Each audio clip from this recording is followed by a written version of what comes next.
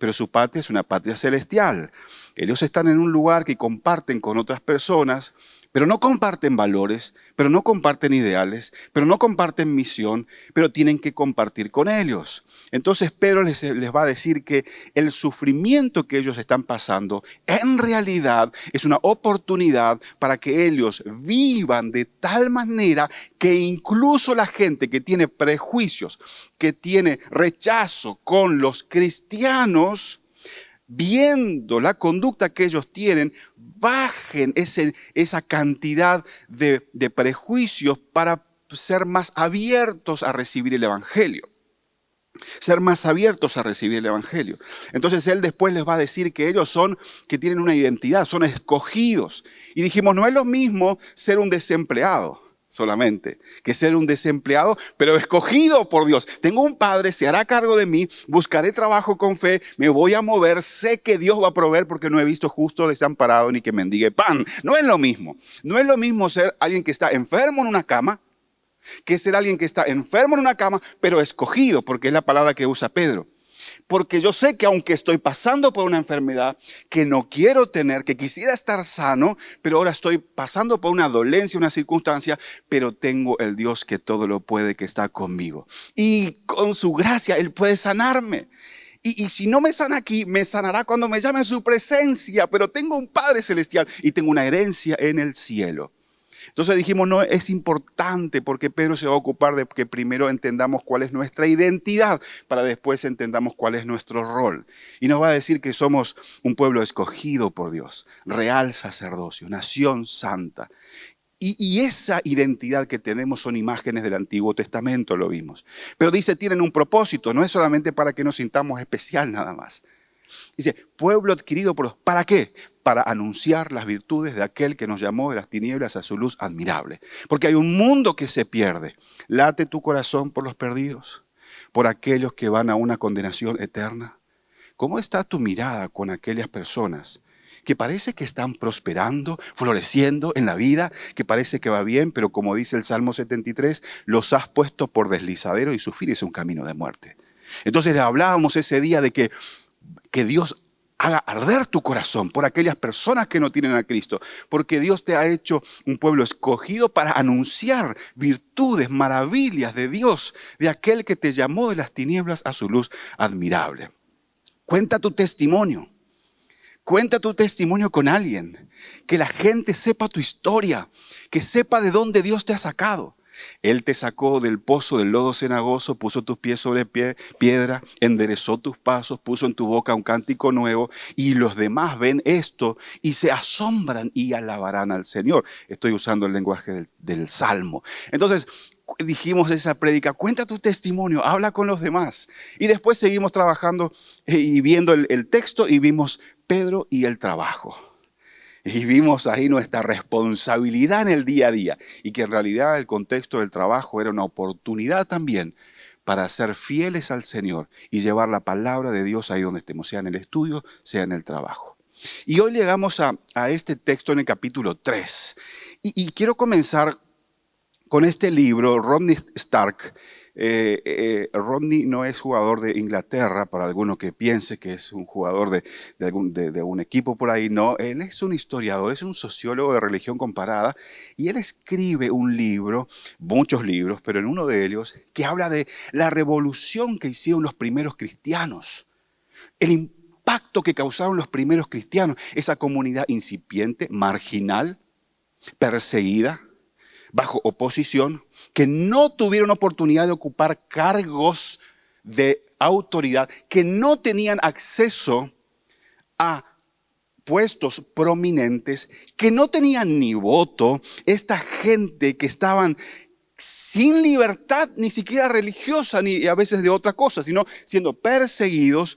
Estos que no tenían cargo, que no tenían voz, que parecía que no tenían influencia, en realidad revolucionaron el mundo en los primeros 300 años. Vemos algo increíble, el crecimiento. Y uno dice, ¿cómo puede ser? ¿Cómo puede ser que un grupo marginal, con un maestro que murió históricamente y que los abandonó, está creciendo, está impactando, está avanzando? ¿Qué es esto? ¿Cómo puede ser? Entonces Rodney escribe este libro, es muy interesante, el impacto revolucionario del cristianismo y el surgimiento del cristianismo primitivo como un movimiento marginal de un grupo de seguidores de Jesús que cambió el mundo. Entonces, el libro lamentablemente no está en español, pero alguien siempre te puede traducir y es buenísimo si quieres leer un poco de esto. Y el doctor Rodney, escribe algunos ejemplos específicos de cómo la familia de la fe. Piensa en esto, un grupo de cristianos dispersados que comienzan a unirse y de alguna manera a reflejar, sin la posibilidad de tener posiciones que toman rumbo a los gobiernos, nada de eso. Sin lobby político, sin acceso a determinadas personalidades que podrían llegar a tomar decisiones que mueven el país positivamente o el gobierno, nada de esto. Sin tener todo esto, ellos son de sal y ellos son luz. Y el doctor Stark da algunos ejemplos de cómo estos cristianos son una revolución en ese primer tiempo. Ahora, uno de los ejemplos que da es acerca de que en aquel tiempo el aborto, vamos a hablar directamente del infanticidio, era una práctica habitual. En aquella Roma del primer siglo, mira, si tu hijo venía con problemas físicos, esto era un aborto. Pero la práctica era interesante y espantosa a la vez. Y era espantosa y cruel porque lo que hacían era tomar, si el niño viene o la niña viene con enfermedades o con dificultades o alguna situación que podría hacer más difícil el día a día, entonces esto era rechazo. Y el otro motivo de rechazo, para que ustedes vean cómo el entendimiento y la valoración que se tenía de la mujer era justamente eso. Generalmente para hacer esos abortos o ese infanticidio, habían dos situaciones. O el niño venía con dificultades de motricidad principalmente, o con alguna otra clase de situación médica, o si era una mujer. Porque ustedes saben la situación de la mujer en aquel momento. Vamos a hablar un poquito más. Entonces, ¿saben lo que hacían? Agarraban a estos bebés y los dejaban en el monte, donde había animales depredadores, o gente perversa y gente mala que tomaba a estos niños con fines sádicos, con fines oscuros. Y saben, la iglesia no solamente se opuso a esta práctica. La iglesia no solamente dijo nosotros no haremos esto con los niños, sino que ellos se escondían. Y lo cuentan los historiadores. Los cristianos iban a esos lugares que todos sabían dónde se dejaban a los niños, a los bebés. Iban a esos lugares y tomaban estos bebés antes que venga otra gente o animales los maten. ¿Y qué hacían? Los acogían en sus casas. Y así nacen los orfanatos. En medio de la respuesta de la iglesia, de un corazón hermoso. Que no podemos dejar una situación como esta. Y este trabajo silencioso, amoroso, este trabajo hasta detrás de las cortinas, de gente perseguida, empezaba a hacer un impacto en la vida y en la sociedad. Estos niños crecían en familias cristianas. Ahora, no solamente ellos se ocuparon de los niños, sino que también se ocupaban de las viudas. Y esto era maravilloso. ¿Sabes? El cristianismo, la familia de la fe, valoraba a la mujer. Valoraba a la mujer. Y en la iglesia se les pedía a los hombres que amen a su esposa, que amen a las mujeres y que las vean como coherederas con Cristo, de la gracia y el don de la vida. Esto decís, bueno, pero esto es obvio, ¿no? Tiene que ser así. En aquel tiempo esto era muy, muy revolucionario. Ellos no veían a las mujeres como una cosa o como una propiedad, sino que la estaban viendo como coherederas con Cristo. En el versículo 7 del capítulo 3 de 1 Pedro leemos lo siguiente: de la misma manera, ustedes, los esposos, sean comprensivos. Sean comprensivos. Qué lindo esto. De la misma manera, ustedes, esposos, sean comprensivos con ellas en su vida matrimonial. Hónrenlas. Hónrenlas. Honra. Pues como mujeres son más delicadas y además son coherederas con ustedes del don de la vida, así las oraciones de ustedes no encontrarán ningún estorbo. ¿Sabes? La palabra honra tiene que ver con peso. Por eso a veces decimos que alguien toma las cosas a la ligera. Y todo lo que tomes a la ligera se apartará de tu vida. Finanzas, toma a la ligera la administración de tus finanzas. Toma a la ligera tu responsabilidad en el trabajo. Toma a la ligera tu responsabilidad en cuanto a la documentación de tus vehículos. Toma a la ligera el cuidado en tu vida. Toma a la ligera la relación con tu esposa. Y algo malo va a ocurrir. Entonces acá el texto dice, ¿saben? Ustedes los esposos sean comprensivos con ellas. Y parece obvio, parece como obvio, ¿no? Y sí, tenemos que ser comprensivos. Y sí, tenemos que amarles. Y sí, tenemos que honrarles. Pero no es tan así. En aquel periodo de la historia era completamente extraño, insólito. Era una cuestión hasta ridícula. Esto iba en contra de la cultura. Mujeres eran vistas como propiedades, como objetos para el placer del hombre. Y en esto no hemos avanzado mucho como sociedad. Entonces, en la Roma primitiva, obligaban a las jovencitas, ¿sabes?, a casarse incluso antes de que lleguen a la pubertad. Y la iglesia aparece como este cuerpo de Cristo vivo, presente, con el Espíritu Santo, con el entendimiento de la gran comisión, el gran mandamiento y la gran comisión. Y aparece la iglesia y dice, vamos a tratar a estas jovencitas de manera diferente, las vamos a honrar, son coherederas con Cristo. Y en este tiempo, ¿saben?, obligaban a las viudas a casarse, porque no podían proveerse para sus propias necesidades. Pero la iglesia nuevamente aparece actuando frente a una necesidad específica y dice, ¿saben qué? Vamos a resolver esto todos juntos. Ustedes no están obligadas a casarse. Somos familias. Somos familia. Vamos a cuidar de ustedes. Vamos a acompañarles. No les va a faltar nada. Vamos a respetarlas. Vamos a tratarlas como coherederas, como compañeras de la gracia. Y entonces hay algo hermoso ahí que dice al final de este texto, en el versículo 7, dice, ustedes tienen que hacer esto no solamente porque van a tener un buen clima en casa. Honren a su esposa y cuiden a su esposa. Pero esto no solamente son tips para tener un buen clima emocional y ambiente en casa. Esto es mucho más profundo, va a decir el texto. Recuerden que esto está enmarcado en lo que Pedro habla de sometimiento para que los no creyentes puedan ver nuestra conducta y llegar a Cristo. Y él va a dar 3 ejemplos. Va a hablar de hacia los esclavos con sus amos, va a hablar de los ciudadanos con el gobierno y va a hablar de las mujeres con su esposo, o sea, de las esposas con su esposo, no de las mujeres con los hombres. Esto no es un mandato de que toda mujer tiene que someterse a un hombre. Esto es esposa. Es importante poder ver esta distinción, ¿no? Y después vamos a explicar qué significa. Entonces, el verso 7, la última parte, dice que hay una razón, hay un impacto entre lo que haces en esta tierra, tiene un impacto en el cielo. Lo que haces de forma horizontal tiene un impacto de forma vertical con Dios. Y dice que, mira, si tú no honras a tu esposa, si tú no la respetas, si no la tratas con cuidado, si no eres comprensivo, tus oraciones van a tener estorbo, no van a llegar tus oraciones. ¿Y saben cuándo yo empecé a comprender este texto? Cuando fui papá.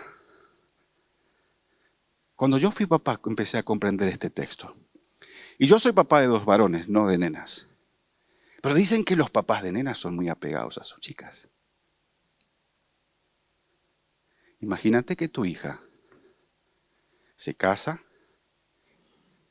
y tiene su esposo y su esposo es grosero con ella. Su esposo es manipulador con ella. Su esposo la empuja. Y tú eres el papá de esa princesa.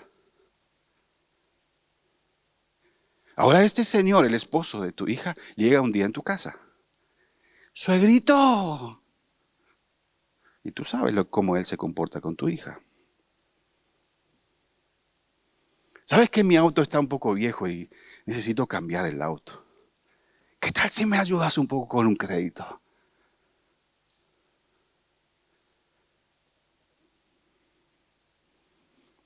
¿De qué hablaríamos con esta persona? ¿De las condiciones del crédito? ¿De las cantidades de cuotas? ¿Del monto? ¿Hablarías de ese monto? Sabiendo que ese caradura llega a tu puerta mientras que tú sabes que él está maltratando a tu esposa, a tu hija. ¿No es obvio? ¿No es obvio este texto desde esta perspectiva? Omar, te casaste con la hija de Dios. Omar, te casaste con la hija del Padre Celestial. ¿Crees que el trato que tienes con ella no afectará tu relación con Dios? Es por eso que el texto es tan claro y evidente. Y a veces decimos, pero ¿cómo puede ser que diga esto? Si ridiculizas a mi hija, si te burlas de mi hija, si maltratas a mi hija, si eres grosero con ella, todavía puedes venir acá, en mi casa, a pedirme algo. ¿Tiene sentido? Ve y arregla las cosas con mi hija. Después hablamos. Usted tiene que ser un papá muy bueno para que haga esto. Tiene que ser un papá muy bueno, un papá muy controlado. Qué bueno que no tenemos, que Dios es muy controlado, ¿no? Pero Él no va a quedar así nomás frente al maltrato. Ahora, si eres mujer, ¿cómo has experimentado que hombres obedientes te brinden la oportunidad de vivir como coheredera de la gracia de Dios? ¿De qué maneras en tu vida has experimentado que hombres te trataron de tal forma que sentiste que ellos te consideraban coheredera con Cristo, coheredera con ellos de la vida? Esto es importante. Y es lo que estamos viendo hoy para reflexionar juntos. Ahora, pero habla a los hombres y les va a decir, mira, cuida, o sea, está hablando de parte del Padre Celestial. ¿Sabe? Lo que está diciendo acá es como esa charla que a veces tiene el papá de la hija que se está por casar y se le agarra al muchacho y lo lleva a hacer una caminata. Esto es como para poder entender nosotros. Y está, ¿sabes qué? Cuida a mi hija. Honra a mi hija. Sé considerado con ella. Sé comprensivo con ella. Porque a veces va a tener sus cosas, sus situaciones. Sé comprensivo, ¿sabes? Tú eres fuerte físicamente. En lo habitual, la mujer es un poco, su rendimiento físico, a veces o la constructura o la fuerza. Por eso habla de ese vaso frágil o esa debilidad que está viendo. No se trata de otra cosa. Dice, cuida cómo la tratas. Cuida a mi hija. Vamos a llevarnos bien. Te estoy entregando mi tesoro. Atiende esto. Y el muchacho que se quiere casar dice, sí.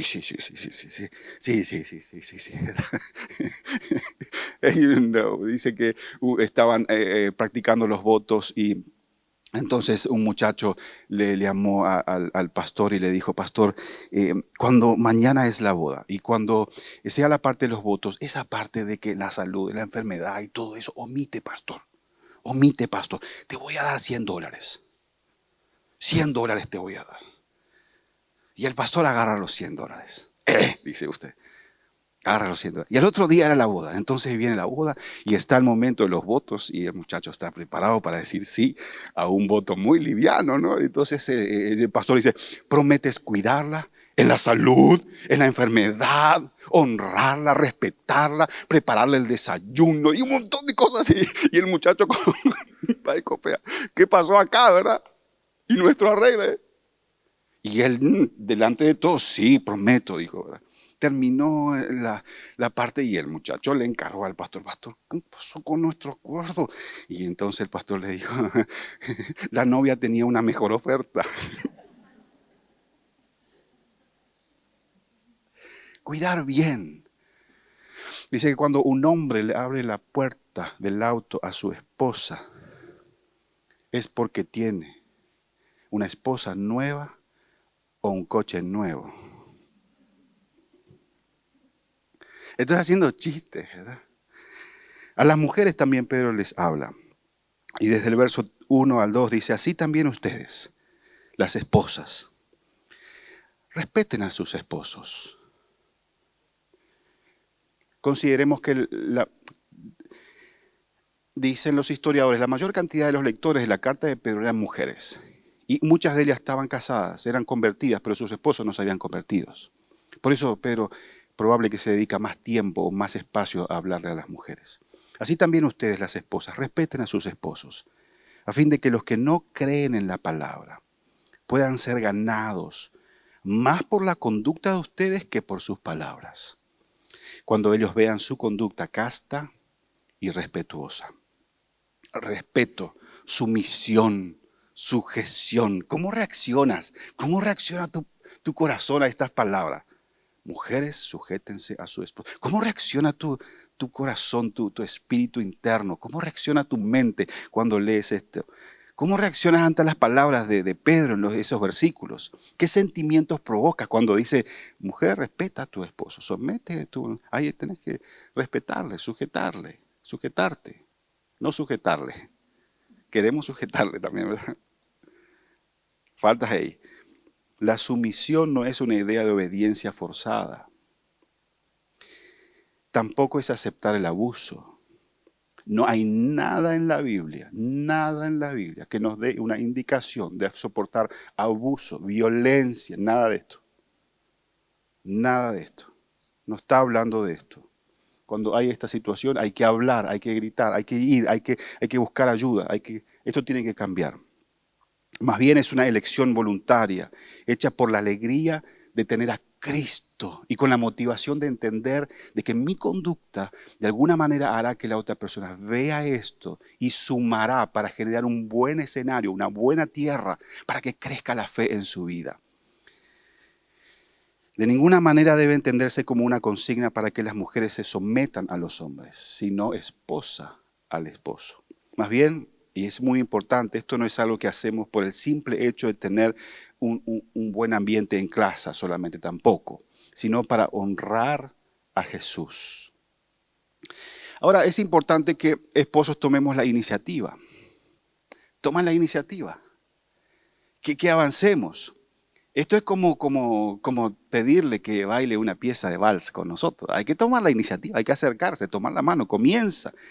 Y por eso nos instruye la Biblia de poder honrar, de poder cuidar, de poder respetar. Y en otros textos va a hablar de que tiene que ser un amor sacrificial, como Cristo, wow, amó a su iglesia y se entregó por ella. Pero esposas, incluso si él no tomó la iniciativa, Pedro te llama a una humildad, a un entendimiento, a un acompañamiento. Y esto es tan contracultural en este tiempo, pero ¿sabes? Es lo que enseña la palabra. Y es tan sano cuando el hombre toma esa iniciativa y honra a su esposa, cuida, es comprensivo con ella, tiene este liderazgo. Entonces esto ayuda tanto que la mujer entonces entiende esto y puede decir, ok, caminamos juntos. Y respeto tu autoridad en casa, juntos estamos para dirigir la casa, pero está esto en la palabra y vamos juntos. Ahora, es difícil si nosotros no hacemos como varones nuestra parte, pero fíjense que en el texto no hay ahí condiciones. Dice, bueno, si espera a que tu esposo comience y después entonces hazlo. No está en el texto. Y son consejos de la palabra del Señor tan importantes, tan difíciles, hacen ruido, nos queremos mover cuando escuchamos estas cosas, pero ¿sabes? Cuando uno comienza a ver al otro como un regalo de Dios, como la posibilidad de compartir la vida con alguien por un poco de tiempo en esta vida, alguien que te eligió a ti y que tú elegiste a esa persona. Y entonces desde el amor y la transformación que Cristo hizo en tu vida, comienzas a verlo y a verlo. Y las cosas pueden comenzar a ser revolucionarias también en tu vida. Ahora, los consejos continúan de Pedro. Y en el verso 3 al 5, Pedro da un consejo liberador. a las mujeres. Un consejo liberador a las mujeres. Y que dice lo siguiente, que la belleza de ustedes, chicas, no dependa de lo externo. Wow. Escucha esto como un consejo liberador. Que la belleza de ustedes no dependa de lo externo, es decir, de peinados ostentosos, de adornos de oro, de vestidos lujosos, sino de lo interno. No depende de una cartera de Gucci o de un tapado de Prada o de las últimas uñas esmaltadas con brilitos y dibujitos o de un cabello impecable. Y esposo está diciendo, amén. Pero lo están diciendo por otra cosa, por la billetera. ¿Sabes? Todo eso no está mal que te vistas bien, no está mal que te cuides, no está mal. No está diciendo esto el texto, está diciendo, no dependas de eso para entender que ahí está tu belleza. Quiero liberarte, eso es lo que está haciendo Pedro. ¿Saben? Quiero liberarles a las mujeres que han recibido la imposición de que únicamente serán bellas si tienen determinadas cosas externas. Te quiero liberar de eso, porque esto no es así, dice Pedro. Y hay una belleza que es incorruptible. Y que la belleza y lo que enamora, acá dice, es lo interno, el corazón. De la belleza incorruptible, de un espíritu cariñoso y sereno. Pues este tipo de belleza es muy valorada por Dios. Y quiero decirle a las chicas, a las más chicas, es tan importante entender nuestra identidad en Cristo. Es tan importante entender el amor que Dios tiene por la vida tuya. Es tan importante entender que has sido escogida como un pueblo y como un tesoro. Dice que Cristo es la piedra preciosa, rechazada y escogida. Igualmente nosotros, dice. En este mundo sufrirás rechazo, como Cristo ha sufrido rechazo, pero también la aceptación y la búsqueda de Cristo en tu vida. Cristo está mirando, te elige, te escoge, te llama, te valora y ha pagado el precio más alto que es la sangre de Cristo por tu vida. Y tenemos una necesidad tan grande de ser aceptados, una necesidad tan grande de que alguien me mire, me valore. Y a veces eso se incentiva mucho más cuando en casa, a veces papá o mamá, no damos el cuidado, el valor, la valoración, las palabras adecuadas. Esto todavía se hace un hueco más profundo. Pero todos tenemos esa necesidad de ser aceptados, valorados, recibidos y sentirnos valiosos. Y a veces caemos en la esclavitud de pensar de que si llego con determinada ropa me van a aceptar y voy a ser más valiosa, más atractiva. Y necesito entonces estas marcas, necesito esta clase de pelo, este alisado, aquello, lo otro. Y ahora hay tantas búsquedas de cirugías para adolescentes. Y la rutina del skincare de Corea, de no sé qué. Sí. Y entonces, ese tengo que conseguir de Amazon, de traer de allá, de no sé qué, porque ese es el que me va a hacer linda y me va a ver alguien. Y entonces es tan importante poder entender que nuestra belleza, tu belleza, querida jovencita, tu belleza está en tu interior. Sigue bañándote, sigue poniéndote perfume. Todos, hombres y mujeres. Pero tu belleza tiene que ver con tu interior. Cultiva la belleza interior. ¿Y a quién de los muchachos le importa eso? A Dios le importa. Y Él se ocupará de ti. Él se ocupará de ti. No quites en el trono a Dios y pongas a cualquier hombre por ahí. Iba a decir una palabra que no estoy seguro si está bien decir o no en guaraní y por las dudas no voy a decir. Sí, exacto. Ese iba a decir.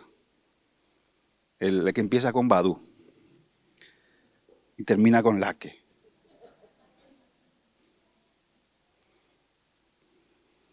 Que la belleza de ustedes no dependa de lo externo, porque que podamos tener, y compara, ¿no?, la belleza de esas mujeres santas. Y trae libertad, trae libertad. Trae libertad esto, es libertad lo que está trayendo Pedro. No está diciendo, no te maquilles, no. Está diciendo, ¿sabes qué? No depende de eso para que seas preciosa. Cultiva lo interior. Y Pedro también anima entonces a las mujeres a depositar su esperanza en Dios. Y no en cosas materiales como los vestidos, los joyas, los peinados. Aunque no hay nada malo en toda esa belleza externa. Solamente que no es duradera. Y es la vida interior a la que perdura, la que transmite la verdadera belleza. Entonces, mujeres, ¿qué tipo de tentaciones te han inducido hoy a depositar tu esperanza en la belleza exterior? ¿Qué tipo de tentaciones? ¿Con qué estás batallando? Esa obsesión a veces con determinadas cosas, ¿verdad? Esa obsesión. Y que llevan a veces a problemas de salud, a problemas alimenticios, a ponerse cremas que dañan tu piel en muchas ocasiones, de dudoso coso. Y última crema de blancación, de blancamiento, no sé qué cosa. Porque ahí yo voy a ser valiosa y linda. ¿De qué maneras estas tentaciones resultan al final esclavizadoras en lugar de liberadoras en tu vida en Cristo Jesús? Y si eres hombre, acá una pregunta para los varones. Me costó mucho pensar una pregunta para los varones, porque claro, yo estoy ahí en el medio, ¿verdad? Y me incluyo a mí. ¿De qué maneras? ¿Cómo puedes haber contribuido a esa imagen esclavizadora de valor femenino? Varones, ¿cómo nosotros pudimos haber contribuido a esa imagen esclavizadora del valor de las mujeres en las cuestiones externas? No nos hagamos los desentendidos. También nosotros tenemos nuestra participación y de alguna manera contribuimos a eso. Entonces tenemos que pensar, y si eres hombre, ¿cómo puedes haber contribuido en esa imagen? En esa imagen esclavizadora del valor de la mujer en cosas externas. Honremos a Dios amándonos unos a otros. Y vamos a orar ahora. Le pido que venga el piano. Honremos a Dios amándonos unos a otros, sometiéndonos los unos a los otros, respetando, chicas, su esposo, siendo comprensiva, muchachos, con ellas. ¿Se acuerdan de Rodney Stark? Escribió sobre el surgimiento de un cristianismo radicalmente obediente a Jesús, que fue revolucionario en su tiempo, sin ocupar cargos de posición, sin hacer lobby político, sin la necesidad de tener un puesto que da poder.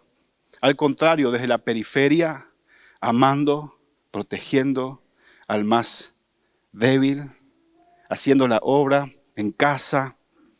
Esto puede revolucionar tu matrimonio, tu vida, tu familia. Puede revolucionar, no hay duda de que las instrucciones de Pedro describen un enfoque de un matrimonio tan diferente, tan radicalmente distinto, que contrasta fuertemente con el enfoque que da este mundo en este tiempo. Claro que sí. No es un enfoque egocéntrico, no es un enfoque en el que el hombre está en el medio, ni está en nuestras propias necesidades, sino está honrar a Dios, glorificar a Dios y no tomar a la ligera que nuestro trato hacia los demás no afectará nuestro trato con Dios. Cuidemos esto todos. Esto requiere servicio, requiere humildad. Y yo pienso, ¿qué vas a hacer hoy para mostrar comprensión? Queridos hombres, ¿qué vamos a hacer hoy para mostrar comprensión? ¿Qué vamos a hacer hoy para honrar? No tomar a la ligera que está Él ahí a tu lado. No tomes a la ligera que permanece aún contigo. Eso es deshonra, tomar a la ligera. No tomes a la ligera, honra. ¿Qué vamos a hacer hoy específicamente? Y chicas, mujeres, ¿cómo van a mostrar ese respeto? ¿Cómo van a mostrar ese respeto en el día de hoy? ¿De qué manera específica lo vamos a hacer? Y si no tienes cónyuge, ¿qué puedes hacer para entablar amistades respetables con las personas del sexo opuesto en tu entorno? Relaciones que no veas a los demás como un objeto, sino como que las veas como coherederas.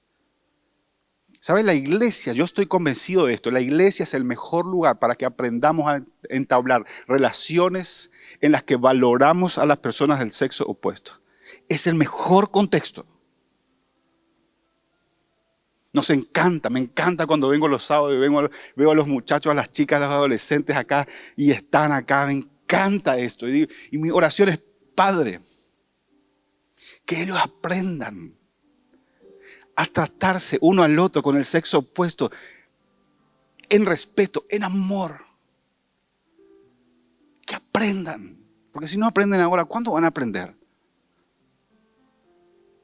¿Cuándo van a aprender? Después es más difícil aprender. Porque después ya tenemos una mirada condicionada. Y necesitamos años para quitarnos imágenes perturbadoras de nuestra mente que condicionan solamente hasta incluso la mirada hacia la otra persona. Si no tienes cónyuge, vuelvo a decir, si no estás casado, ¿qué puedes hacer para entablar amistades respetables con las personas del sexo opuesto? Entendiendo que son creación de Dios. Y que cada vez que te relacionas con ellos y lo haces reconociendo el valor que tiene la otra persona, estás glorificando a Dios, estás honrando a Dios, este es mi hijo amado en quien yo tengo complacencia. Y por otro lado, es el papá que dice, recuerda que te casaste con mi hija, con mi princesa. Qué lindo. Bueno, aplicación práctica y nos vamos a casa. Día hermoso para compartir en familia, para hacer todavía un asadito, para compartir juntos. Tratemos de no arruinar el día, de hablar palabras suaves, ser respetuosos. 3 cosas anoté. Número 1, ora. Ora esta semana. Ya sea que tengas cónyuge, esposo o no, dedica tiempo esta semana para pedirle al Señor que continúe moldeándote para que trates a los miembros del sexo opuesto, a las personas del sexo opuesto, de una manera que sea fiel a la palabra de Dios. En mi universidad, en mi trabajo, en mis cosas, en lo que voy a hacer cada día, mi trato será respetuoso. Será entendiendo el valor que tiene la otra persona. Esto voy a hacer y eso glorificará a Dios. Voy a orar para que mis ojos sean abiertos y pueda entender. Vivimos en una sociedad, me contaba una familia, no están acá, querían contar testimonio hoy, pero por el frío les sube la presión y bueno, son mayores. Me contó la señora y me dio permiso para contarles. Le visité la semana en la casa y me dice, pastor, me dice, mi papá le decía a él y le nombró a su esposo. Delante mío le decía, garroteale a tu esposa. Cada tanto, dale uno, para que no te sea infiel, para que sea obediente. Y dice, pastor, yo vi como mi papá reventaba a mi mamá. Y cuando él murió, dice, yo deseé que se pudra en el infierno. Imagínate. Y dice, y el Espíritu Santo inundó mi vida. Y de alguna manera me hizo entender que Él hizo algo bueno. Y yo la miré así como, ¿qué hizo bueno? Y me dice, puso su semilla, palabras textuales.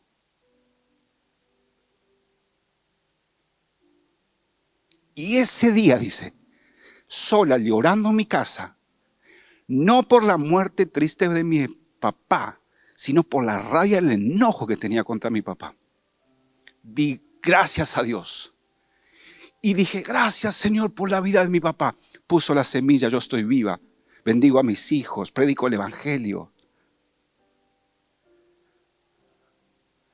Perdóname por haber deseado que esté en el infierno. Yo sé que mi deseo no cambia el destino de él, pero impacta en mi vida diaria. Perdóname, Señor. Y ella fue liberada. ¿Sabes lo que es eso? Qué hermoso. Yo dije, wow. Si quiero contar esto en la iglesia el domingo, pastor, si se puede decir. Nunca conté a nadie. Y me dijeron, hoy no vamos a poder. ¿Me permiten contarlos? Sí, habla, pastor. Ahora, número 2, evalúa en el transcurso de la semana y reserva un tiempo para pensar en el matrimonio desde la perspectiva de las instrucciones de Pedro. Y al hacerlo, proponete en tu vida, en tu corazón, realizar los cambios necesarios para armonizar tu matrimonio según la palabra de Dios. Alinear tu vida a lo que dice la palabra del Señor. Yo voy a alinear mi vida a la palabra de Dios. Le voy a dar una patada a mi ego. Chao, ya viví por mi cabeza con mucho tiempo, ahora voy a vivir por la palabra del Señor. Cosas buenas vienen para tu vida cuando sigues la palabra del Señor. Aunque por un poco de tiempo sufras, entenderás que hay bendición, vida eterna para los que aman al Señor. Y escucha, número 3, escucha, acércate a una pareja que lleve años, más de 20 años de casados.